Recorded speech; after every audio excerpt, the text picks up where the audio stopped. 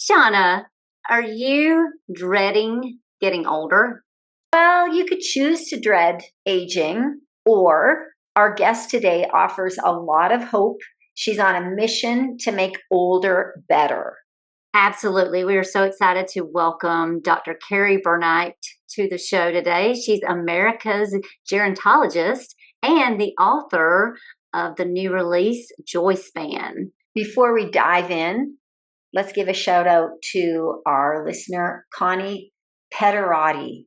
Thanks for listening. Now let's dive in. Welcome to the Girls Talk Healthy Aging podcast, where we dive deep into pressing health and fitness issues facing aging women.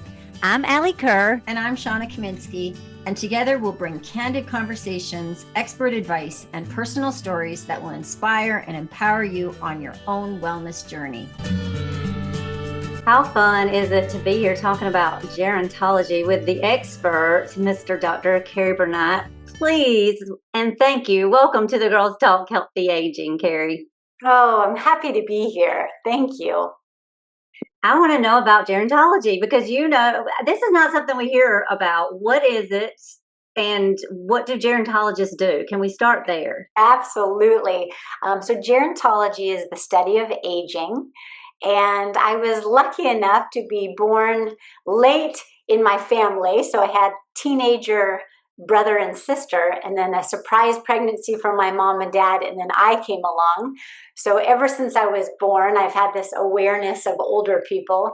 And so I felt so happy to find that there is a whole field where it's the psychology, the medical, the biology, the public policy, the social relations of growing older. And so I've been a gerontologist for about 30 years now, and I feel so fortunate because I feel like it's the most interesting field. And you have the most interesting subject in your family. Well, thank you. Yes, I have a 96-year-old mother named Betty. And as I was learning all these different things about growing older, my mom was nice enough to sort of be my guinea pig of the techniques. And so it's been really gratifying to watch her age. And so I started sharing her on social media. And so it's become a bit of a mother sharing that seems well received. Yeah, and her friends and the attitude. I think that is what is just so inspiring about you, your mom, her friends. That's what's really maybe something to look forward to about aging. So is your mom just that positive? Like how is that? No. So no, neither she nor her friends were that positive. And I love that you ascertained that what people are aspiring to isn't an exterior kind of thing. It is the coupling of the physical parts of making sure that, of course, that we definitely move our bodies, we definitely eat whole foods, we definitely sleep 8 or 9 hours a night. And on top of that, in addition to the external fortifying, it's the internal part. And so these are things that you make a choice every single day. So it isn't luck, and genetics is less than 25% of how we're going to age. And so that means it's up to us. And by internal, I mean things like gratitude, things like continued growth, things like taking hard situations, which always happen as we grow older, and recognizing that with all the tough stuff, there's always still a lot of good stuff as well. Kerry, you mentioned about public policy and psychology, and I'm thinking most of us probably aren't thinking that fits into gerontology, but can we go back to that and just kind of fill us in on how does that fit? Because I'm just thinking about aging and health, and we may think about physical, but what about the psychology part? So the psychology of aging is fascinating. And there's research out of Yale University conducted by my colleague Becca Levy, who found that people who expect to age well with vitality and connection and humor, on average, live 7.5 years longer than those who believe that aging is all decline. So our mind is very powerful all throughout life, and you're never too young to start changing your mindset about aging. And you're also never too late. And so what we're up against in the psychology of aging is a multi-billion-dollar anti-aging industry trying to convince us that growing older isn't good or that it is all decline. And the research simply does not support this. There are many things that get better as you get older. And I have some great stories about what gets better as you get older if you're interested. Yes. Well, I also wanted to address the second part, which is the public policy. So public policy as it relates to aging is making sure that as a nation, we have the funding for needed services to empower older adults to age at home if they would like, to be able to pay for medications, to be able to pay for food. So it's critical that, especially at this juncture in history, that we're very aware of what policies are in place in order to make sure that older adults fall within the safety net of our country. And I love that you give us hope on the first piece of that it's not all downhill. And also the realization that there are things that we need to be thinking about as far as, and I'm in Georgia, Shauna's in Canada, so she's in a different system. And so, that is one of the fun things always, is to have these different perspectives. And one of the things that I know that me and Shauna are very passionate about is the marketing toward women that is all about, we need to not age, we need to, stay youthful forever. And so I'm so thankful that you're in this fight and on this mission to help us realize it's not all downhill, and that we don't have to buy all the stuff and spend all the money to fight this thing that can be an amazing thing. So thank you for that, Kerry. Yeah, well, thank you for we'll take all of us together to get this. And it isn't the case that, we just want to not care about how we look. It's not that at all. In fact, looking good and feeling good in your body, it matters. But the goal is to continue to look great, but not young. We've been young. So I'm only 55, but it's my favorite age so far. And I can't wait to be 65, 75, 85, and 95, because I'm lucky enough to work with thousands of patients who have shown me what beautiful older looks like and feels like and seems like. So sometimes people get the message mixed up and they think, if you do makeup or do your hair or do these kinds of things, it's not. No, not at all. It's just that we don't need to look younger. Yeah. We've already been younger. Yeah. That's a hard pill for us ladies to swallow, Kerry. But if we think about why is it hard to swallow, right? I've been 22 years old, and then I was 32, and then I was 42. And if we're maximizing life all of the way, and if we're seeing our own beauty, I mean, some of the most beautiful people that I know are in their 80s and 90s. I had a patient who was 112, absolutely radiantly beautiful. When we can disentangle the erroneous perception that to be young is beautiful. I mean, how boring is that? Yes. And when we only think of beauty as our exterior and not all the vibrance and what we're offering to the world. What a great point. That is so true. I mean, as soon as somebody opens up their mouth, you go, oh, wow, is she ever beautiful? Or conversely, somebody can have external characteristics that may be traditionally beautiful, open up their mouth, and instantly gone. Correct. And it's all about marketing too. And in some ways, it's our own fault for falling for those messages that we need to erase the wrinkles. We need to not have the gray hair. So we're kind of falling for it. And but it's so understandable why we have fallen for it. It's because ever since the day we were born, we were inundated with this fear-based messaging. And the reason for it is because it's so lucrative. It is so lucrative to make people, particularly women, hate themselves. And so you think about even fairy tales when we were little, where there's Hansel and Gretel, and they were out, and then this old woman with warts on her nose grabs them and is going to actually eat them. I mean, that's the messaging that we have playing in our head. So it is internalized ageism, but as soon as you recognize it, you can counter it.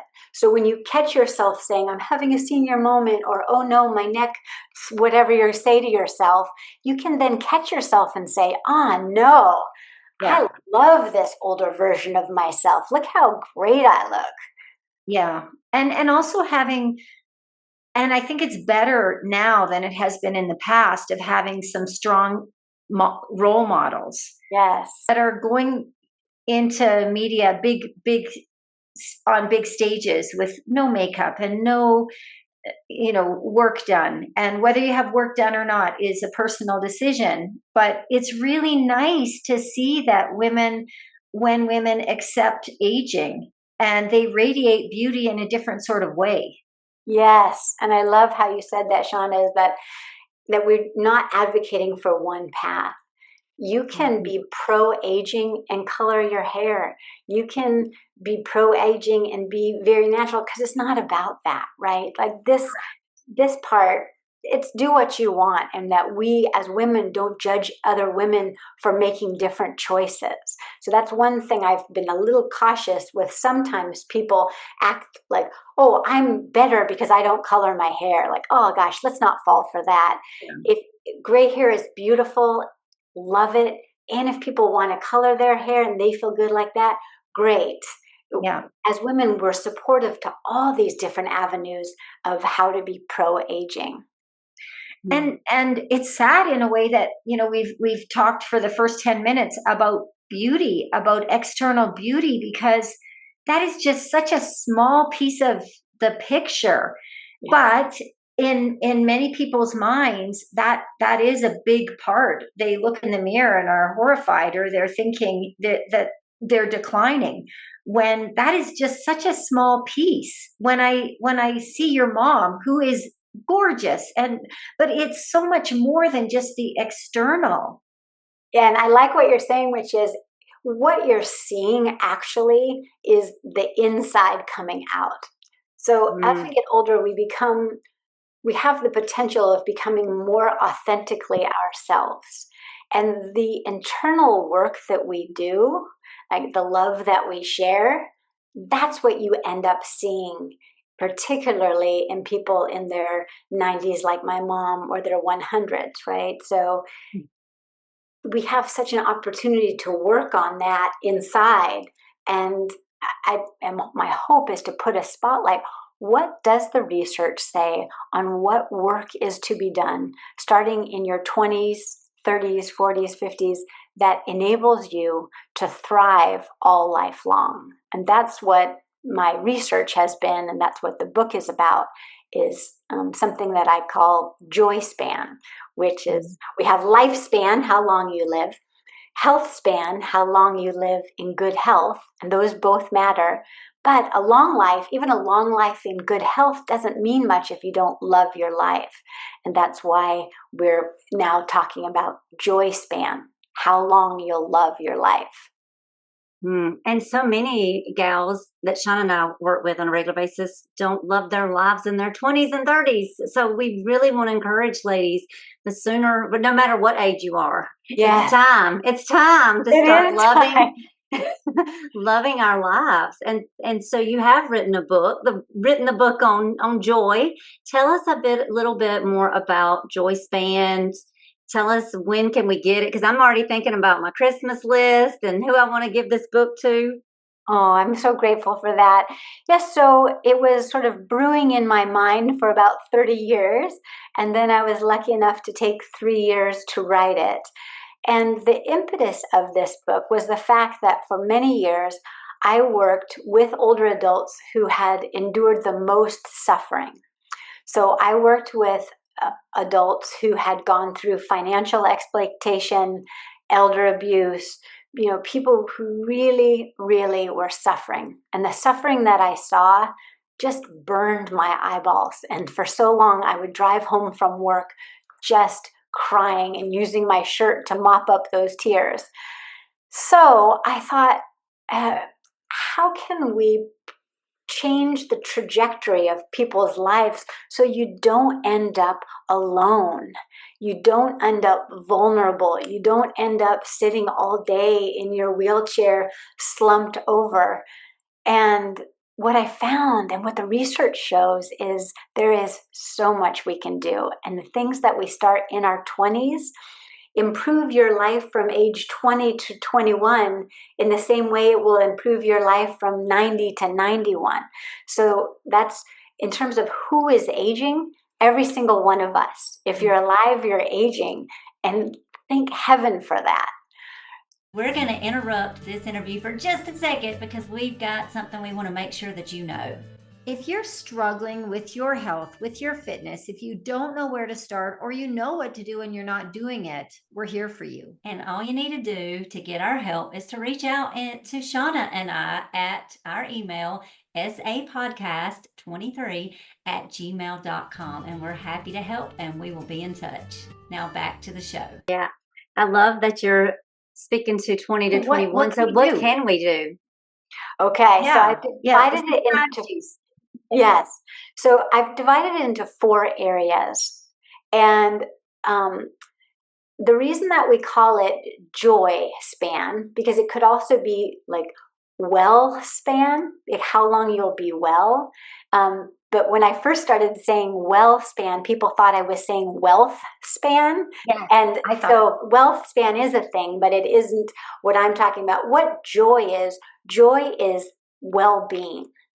And that's according to the American Psychological Association.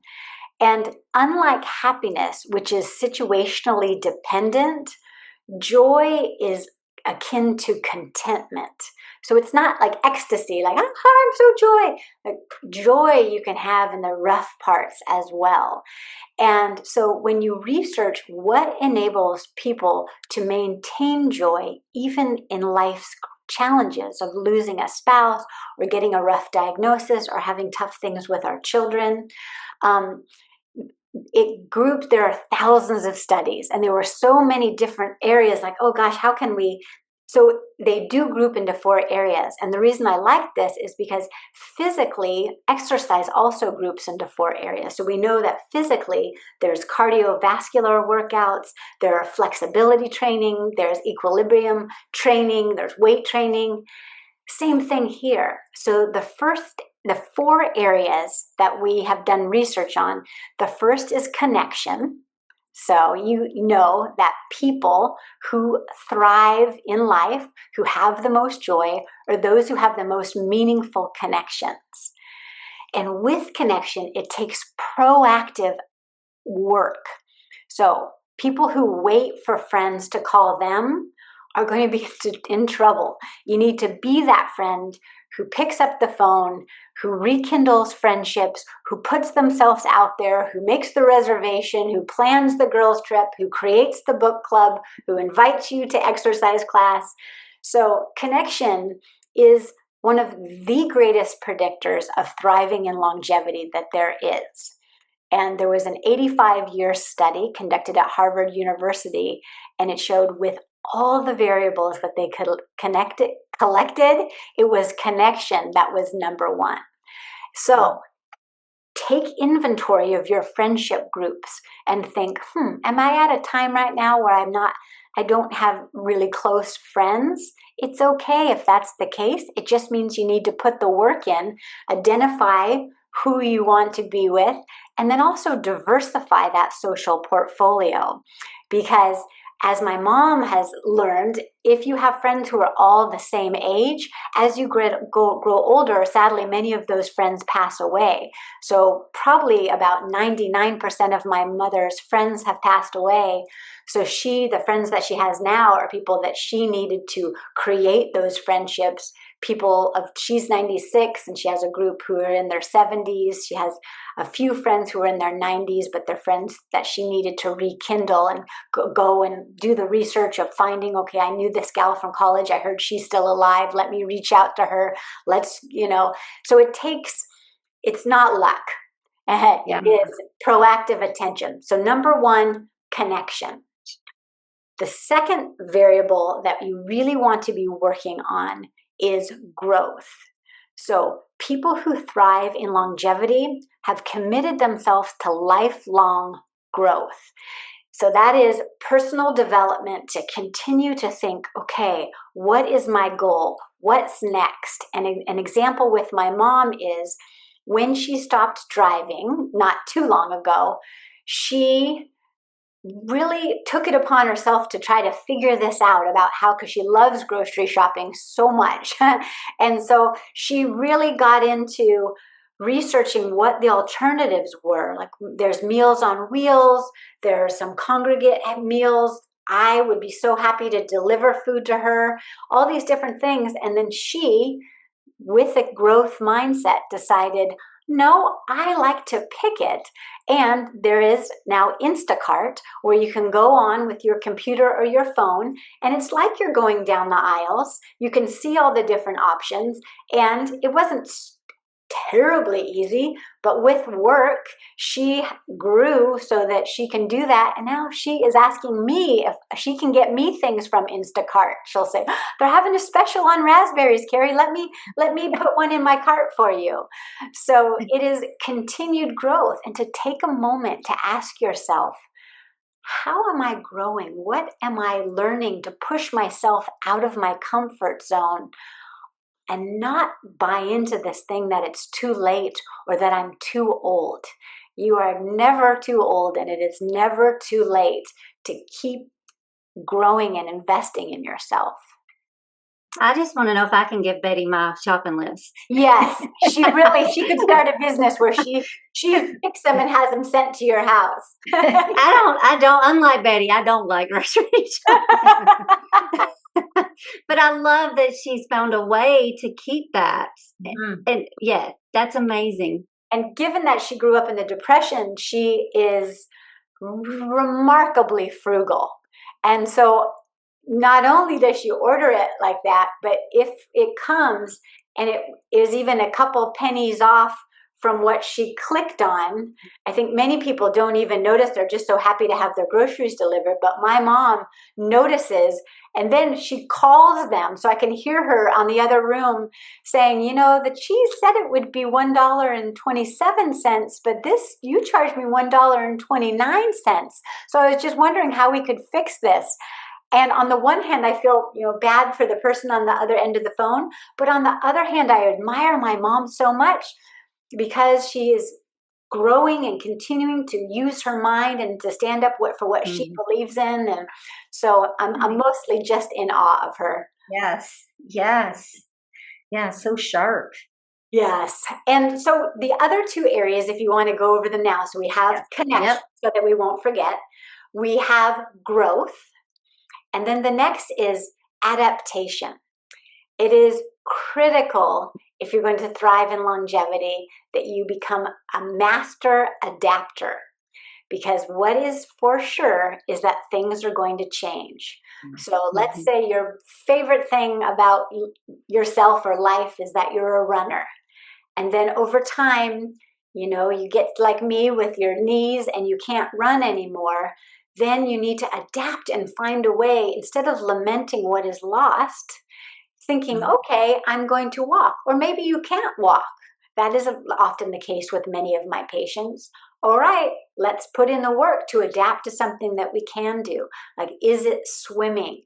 Or have I lost my vision and I need to find a way to navigate this world without my vision? Or I've been married for 60 years and I outlive my spouse, as most all women will. how then do I exist in the world to find my joy, despite the fact that there's going to be these challenges? So people who go, I can't believe I got a diagnosis. I can't believe this happened to me. I can't believe this happened to my child. That's not positioned for the long haul, because ultimately, and not in a bummer way, but just in a factual way, what we know 100% is that each of us is going to die. And that is not a defeat. That's just the cost of being human. And often, before we die, we're going to have some physical health changes, despite our best efforts to stay healthy. And when that comes, how you adapt to it will dictate the quality of your long life. Yeah. Okay, we're already number 4. So we have connection. And I put them as verbs because they all take work. So the first is connect. The second is adapt. The third is, no, I did it wrong. The first is connect. The second is grow. The third is adapt. And the last is give. And so by give, it is giving of yourself. So the research is unequivocal that those who continue to give of themselves in some way thrive in longevity as opposed to those do not. One of the things that gets in the way with giving is this internalized ageism by thinking that, oh, I haven't anything to give. I've retired. I'm not, so active in my kids or in my grandkids' lives. And then you think, well, what do I have to give? And that is a problem. You always have something to give. And the gives don't have to be that big, but they need to be daily. So if you have lemons in your backyard, go next door and share the lemons with your neighbor and strike up a conversation, because then that's a give and connect. And then you might find, oh my gosh, my poor neighbor has 5 kids who all need to be going to their practices at the same time. Maybe I could offer to be at home with the kid or pick a kid up or bring dinner over. So all these ways, and then it starts to become kind of a habit of looking for opportunities of how to share of yourself. And so the research on this is about generosity, and the research on this is about gratitude and about purpose. So, from a genetic component, genes are like the keys of a piano. You can have a gene, for example, for breast cancer or APOE4 for Alzheimer's disease. And it is only when you press the piano key that that gene is expressed. The science of this is called epigenetics. So researchers at UCLA found that one of the greatest predictors of how a disease process gene would be expressed was whether or not the research participant agreed that they felt their life had purpose. And they were astounded because they had all these variables, and yet it was purpose that stood out. So if right now you ask yourself, what is my purpose? And you can't really put your finger on it, don't despair, because by simply stepping back and forcing yourself to think, what is my purpose? Is my purpose to, maybe it's part of the learning. Maybe my purpose is to try to learn piano, which is something I never did, but I'm going to give it a try, and to add to the world by adding some music or showing my friend that it's possible. Or maybe my purpose is to be driving my friend to chemo. Or maybe my purpose is to be making this art piece, or to be teaching exercise class, or be creating a podcast to share healthy lifestyles to women of all ages.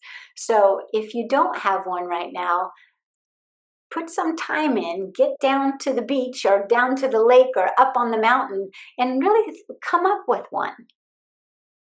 Is that one of the mistakes that you see people just kind of giving up? And yes, I think we buy into this false narrative that aging is all decline, and then we give up, and then we say, see, there's nothing good.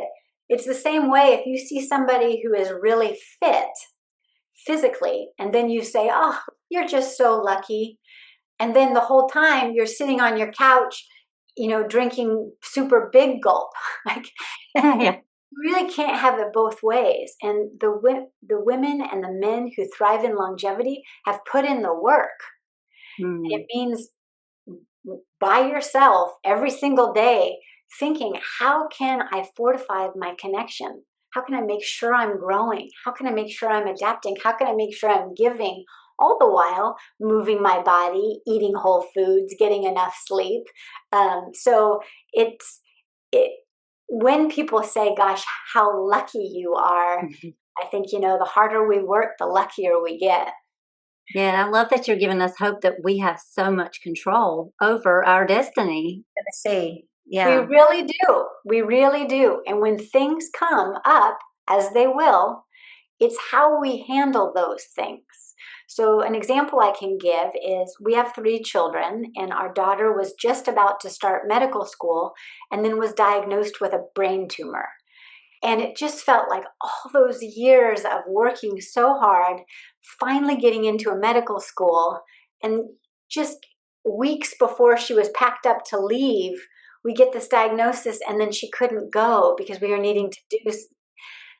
And the temptation was, and I Mm. felt it myself, and I mean, we all do, is to just, ugh, I feel so bad.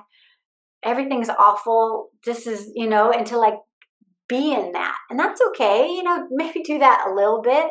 But then at a certain point, you need to say, like, wait a second, look at all the things that are still right. We live in a place where we can, have good physicians. There's still so much good in it. And so when the hard things come, it's like, okay, all right, how am I going to respond to this challenge in a way that is maximizes our joy anyway? And I like how, like, we're allowed to recognize the disappointments and the challenges, because we wouldn't be authentic if we just passed them off and didn't give the, like, we are allowed to be sad, but we just can't Yeah. be content and live in that sadness at And some you can point. choose to, and like, just know it's a choice. Like, if Yeah. I don't judge it, I have plenty of people in my life who have had, their fork in the road, and that was it. They like chose to go, my husband died. I'm out. Like, I don't want to. And Yeah. you can choose Yeah. that.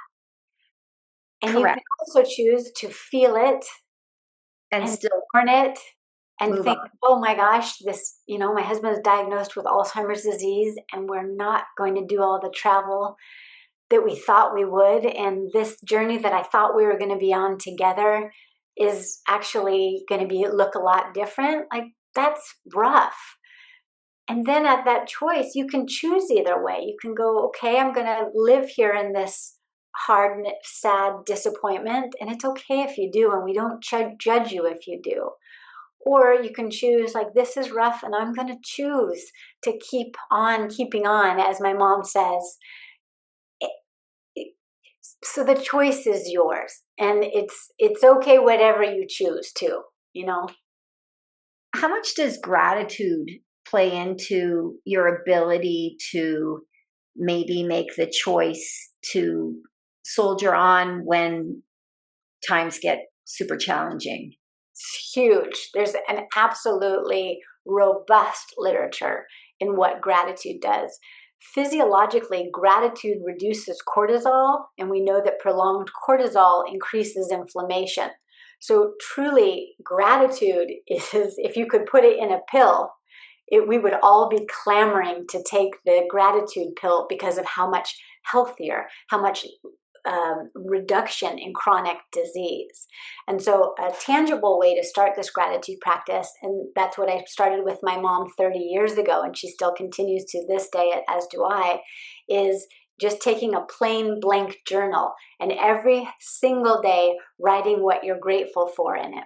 And what's nice about this is that you then, like my mom has over 1,000 entries in her gratitude journal, is that you can, on days that were blue, and believe me, we're going to have days that were blue, flip through those pages and pages and pages of things.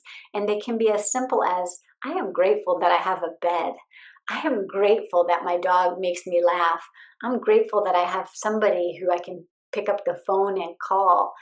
And you can get as creative as you want every day. And some days I repeat them, like I can't help but say I'm again grateful that I know God.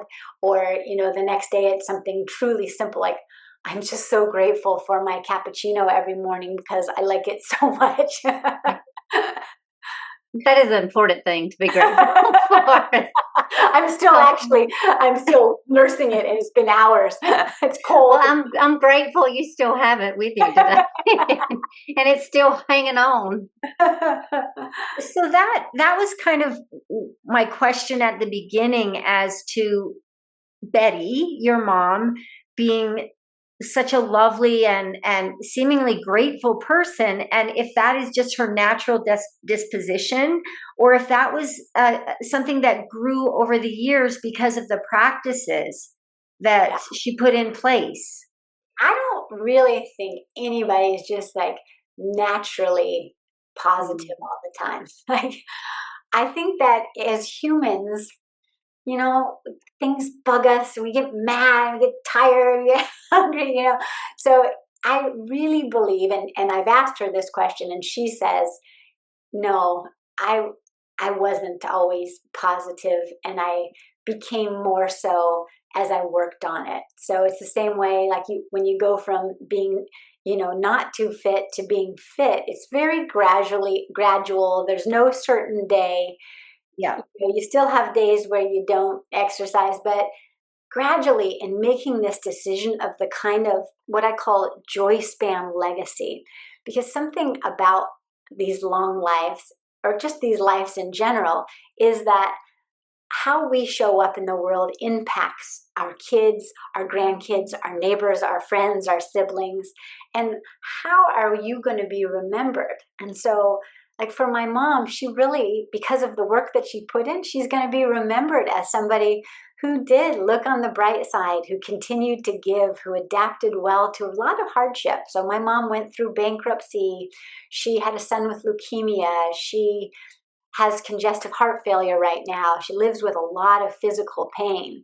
And yet, you know, like trying to do the work of keep on keeping on really did make a difference. So if you feel like, oh my gosh, I'm just not one of those people, if you want to be, there's work you can do to put in to maximize your growth, adaptation, connection, and giving, if that's something you would like to do.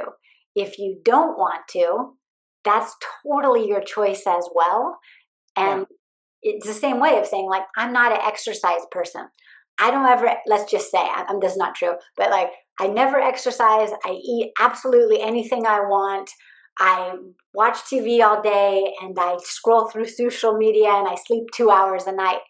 That's a choice. You know, you can make that choice. You might not feel that well, but you can sure make that choice. Same thing with these internal fitness.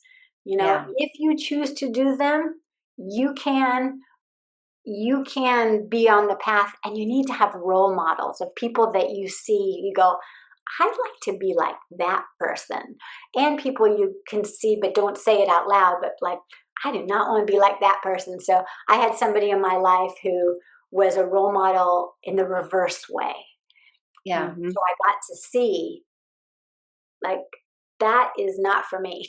And then I had role models in a positive way. And then to think that we're going to be the people who can be those role models for subsequent generations. And one of the lies that we tell ourselves that I hear you saying is that, oh, that person, they just don't have it as bad as me. Look how happy they are. Look how grateful they are. Look how fit they are. Fill in the blank. But what you're saying is that's the lie. That is the lie we tell ourselves. We have so much control over our attitudes. We have control over our growth, connection, adaptation, and our giving. Yes, guy, you nailed it. That's exactly right. And like so you think about, for example, like you take a rough diagnosis, like I have a friend who lives with ALS. It is terminal. It is all the way hard. And yet my friend is choosing to savor in this time that she has left. she is making such a huge difference in the world. I Mhm. think, gosh, if she's doing those kinds of things, what can we do? And there's this book, Man's Search for Meaning, written by Viktor Frankl, who was in the worst of the worst, which was a concentration camp. And what he writes is that the one thing in life that we can preserve is our spiritual freedom. So life can put all this stuff in our path, and yet even in that circumstance, our internal selves can maintain that freedom. And that was such a hopeful message. Yeah. Question. So I totally understand the gratitude journal, and I feel it's very powerful. But what about that person that says, okay, I'm writing down the gratitude, but I'm not feeling it? I think the mistake people might make is that I write it down, I should be feeling it, but that might come over time. I love that point, Shauna. Yes, absolutely. It's absolutely. So again, we're going to put to the physical. Like when you do one bicep curl, you go, I didn't feel it. And then you look and you go, nope, it's not Happen. any fitter. I'm done. This doesn't work for me because I'm not feeling it. Like I'm not Mm. feeling it. Yeah, you don't feel it. And the same thing, sometime when you're writing your gratitude journal, what you're thinking is, ah, I hate my husband, my kids are annoying, and look at this huge pimple I have on my face, right? But we don't write that because we don't want to reinforce that. We want to instead say, I'm going to put these things down. And the analogy is, when you buy a car, so let's say you buy a Toyota um, Camry. And then you're out on the road, and then everywhere you look, you see Toyota Camrys because it's on you. Or when you first get engaged, you suddenly think, oh, I see an engagement ring. I see that person's married. It's because you've drawn attention to it. And gratitude is the same way. When you write those things down, like you kind of forced yourself on a crabby day to write that you're happy for the sunset, you have drawn attention to it, and you are more likely to, when that sunset comes, it brings a little something up that it may not have. So I love your fake it till you make it a little bit with some of It these. just takes practice. Yes. Okay. We have to put in the reps and the Yeah, time, and we love fast results, of course. yeah. And And that, that's the problem is people might get discouraged thinking, well, it's not working, but over time change can happen. And I just feel you have such a message of hope that if in my current state right now, I don't have hope for the future, I don't have this network, you can start right now You at can. any age. You can. And there's just like when you talk about network, there are so many lonely people in the world. Like we have essentially a loneliness epidemic. And Mhm.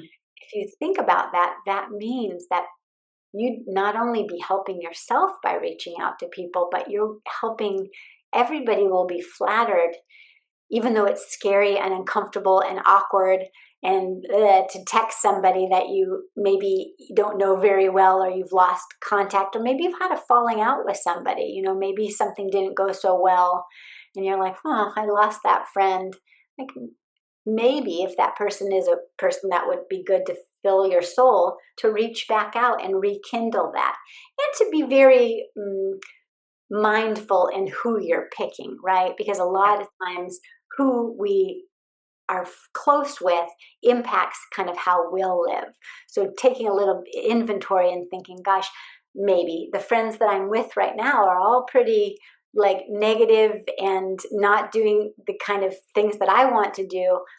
I know that this person over there, she seems to be doing this. I wonder if I could be more friends with her.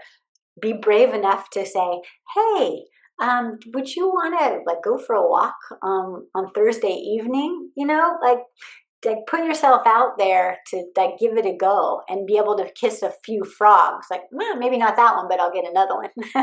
Yeah. Yeah. Just surrounding yourself with the people that will lift you up while you lift others up as well. Yes, yes, and that, yeah, putting the work in and knowing that like friendship circles, there's a misperception that like, oh gosh, everyone else is super tight with their high school friends. They've been friends forever. They're best friends. Their group is already solidified and somehow I'm out. But everyone feels like that. Yeah, that's a good So point. if we can go, okay, not everybody has it all together despite what they're posting all the time and all these fun girls trips that you're seeing but not invited to. That just to say, like, nobody has it all together and everybody would be grateful to have another friend reach out to them. And we have so many ways now with social media, with there's not just in-person ways to connect. There's ways to connect through social media and then connect in person. And like your mom, like how did this all come to be? You were telling us before we started recording. So you have this book coming out now. Like your life has drastically changed. You're on morning talk shows. So many things going on in your life, and this all came from maybe social media. Can you tell us how you put yourself out there and did this your life's work and your purpose, and now like your life Yeah, is changing. Your life is changing. that's a good point. Yeah, I was an academic, so I, as a university professor, and it's, very quiet. You just write research articles, and it was putting myself out there. I just the first video I did was I just said I had come from being with a patient with Alzheimer's disease, and I was watching some interaction, and I came home and I just turned the camera right on myself and just said, what not to say to somebody with dementia. And I just listed 3 things. And I didn't know how to put captions on it. I didn't know how to do anything, but I thought, who cares? Only 3 people follow me, so who cares? So I just pressed send, and then those people shared it with people, and those people, as is the case with social media. And yeah, I remember one day thinking, what? Thousands of people saw that little silly video. If I'd known, I would have put lipstick on. And then I had the thought of, instead of telling people, I could show them. And so I turned the camera on my mom, and the first question I asked her was, I think I said, like, what is it like to be a widow? Because she was married for 59 years. And then when my dad died, that was a big transition. And then she just answered the question.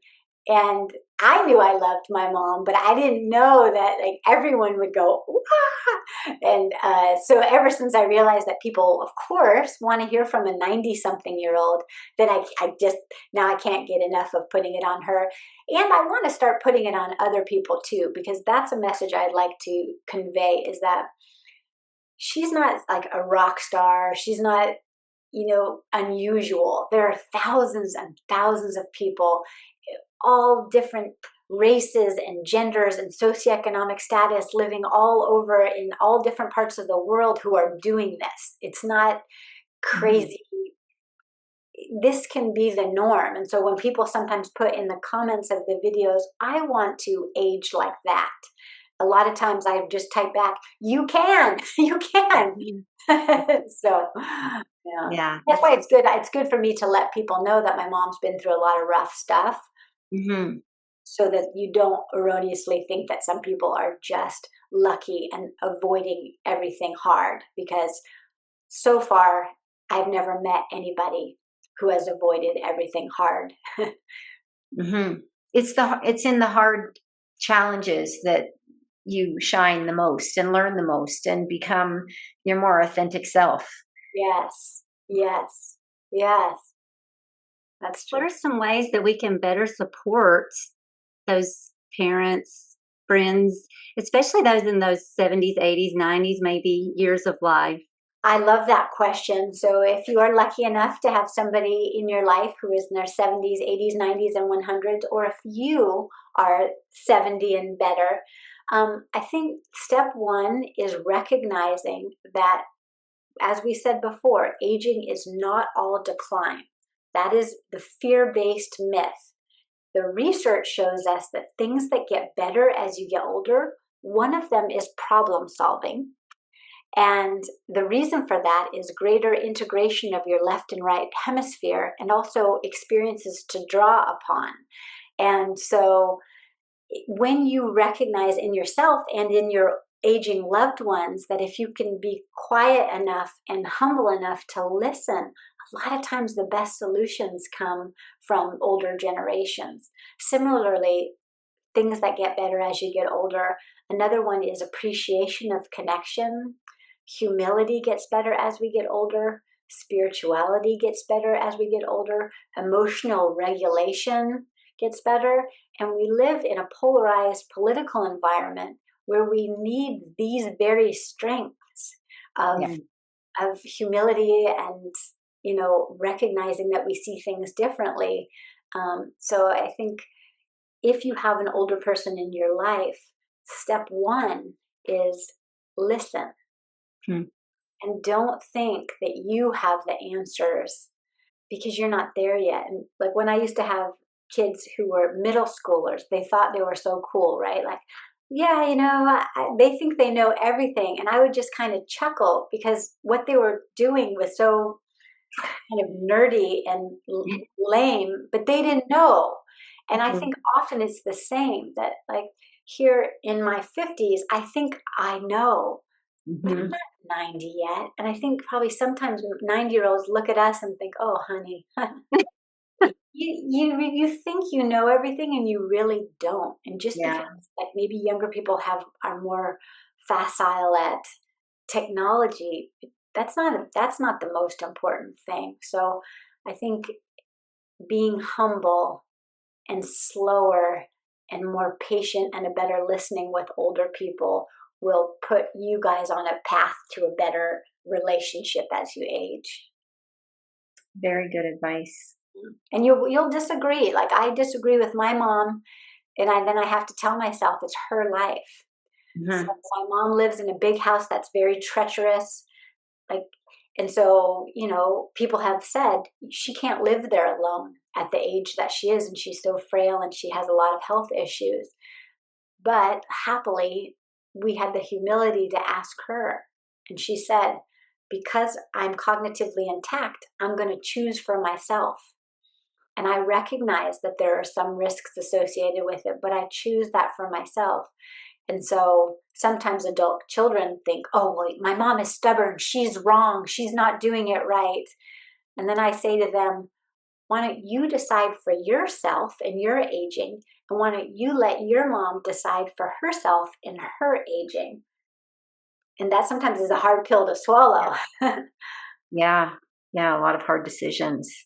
Yeah, and then you put on the top of it when an older adult has cognitive impairment, then there are some changes related to that too, because we need to really think through. We still want to respect an older adult's autonomy as much as possible, and of course there's a safety consideration, but we can't let safety always trump all, because autonomy is also important. The balance. Wow. It's a balance, and it takes a lot of conversations and a lot of listening to try to get on the same page. And every time I have like literally every day somebody calls me to complain about their older parent. And so what I always say is, okay, let's take a step back and let's think about when you are 84 and then you are saying this to your adult kids. Let's kind of like think it through. And then a lot of times people go, oh yeah, well, When you put that shoe on the other foot, things change a little bit.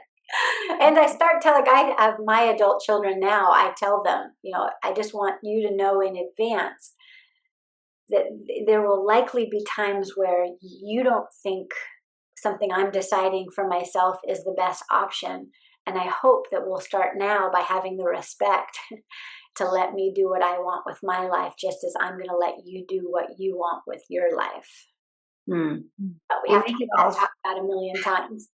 And I love how your mom, like watching her, like she's still like, she's 96. And a lot of times people would think, oh, life is done. I'm just going to lay around. But she is like reinventing herself through social media and this new social media persona that she has. But that is, Even if she amazing. doesn't have the social media, she's reinventing herself. She really, with my dad, when he was alive, he was always the funny one. And she was always like kind of the straight man to his funny. And then after his passing, she has said, like, I realize actually I'm pretty darn funny. And, she is creating, and she always has projects. So she irons her sheets, which is not something that I do, but is something that she does. And just all these choices that she's making to keep living, because she knows that all time is limited. And it's like, I might as well find some joy today, because the choice is to then just suffer today. Yeah. If you had a wish for our listeners, what would it be? I wish for every person who is listening to this right now is to challenge your internalized ageism that is telling you that it is bad to be older and that you somehow have to not age, because that's impossible. So my wish for you is that you learn how to age, and that you can embrace this phase of your life just as you've embraced all the other ages, and maybe even more so that the best version of yourself is the oldest version of yourself, and that you recognize you can get better every day by making that decision. Allie? My wish is that we keep reinventing ourselves. Yeah. Yeah, you really wrapped it up there, Kerry. I don't know if I can top that, but looking to the future with hope and positivity, I think is really important. Having something to look forward to and knowing that it's not downhill. And that we have to make those things to look forward to. So I have some patients who say, I have nothing to look forward to. Yeah. You have nothing to look forward to that somebody else created, but what about you create something to look forward to? And then I'll say, like what? I was like, what do you love? And so somebody recently said, I love this restaurant, down the road. I love that hot dog. And I was like, let's go, put it on the calendar and have that to look forward to. And if it wasn't me, maybe you could invite somebody to go and do that together. Never the hot dog. I love the hot dog. Yeah. Tell us about your book and how people can get a copy. Right. Oh, yeah. I'd be so grateful if people would pre-order Joyspan. Okay. So it's just Joyspan, Joyspan, The Art and Science of Thriving in Life's Second Half. And it's available anywhere. So you could go to your local bookstore and ask to pre-order it. You can pre-order it on Amazon or Barnes & Noble or Walmart or Target or BookBub. There's all these kinds of places. And the reason that it helps to pre-order it is that has to do with the ranking and how many they print. So it will be in your hand. If you pre-order today, it'll be in your hand by August 5th. But rather than wait till August 5th, I'd be so grateful if you'd consider. And I'd also be so grateful if your listeners would consider writing a review. So if you write a review on Barnes & Noble or a review with Amazon, you write your review on Goodreads, and then those Goodreads review go on to Amazon once the book is out. So anyway, if you wanted to, I'd be so grateful for that, because these rankings apparently are quite a thing. I'm learning all this stuff. Yes, it matters. And we definitely want to help push you forward out and get your message out to more people. So y'all listening, go write a review, order the book, read the book, and go write a review on Goodreads. Yeah. Well, I'm so grateful for the work that you are doing. What you are doing is empowering people at every age to live their most healthy life. And that really, really matters. And that's an important purpose. Thanks for listening. You'll find me, Allie, on Instagram at Allie Kerr Fitness. And you'll find me, Shauna, on Instagram at Shauna Kaminsky. Feel free to pop us a DM with questions and or feedback. If you're enjoying the Girls Talk Healthy Aging podcast, please subscribe and share it with other health-minded women. Ratings and reviews are also much appreciated and help us get our message out to a larger audience. Until next time, be healthy and be happy.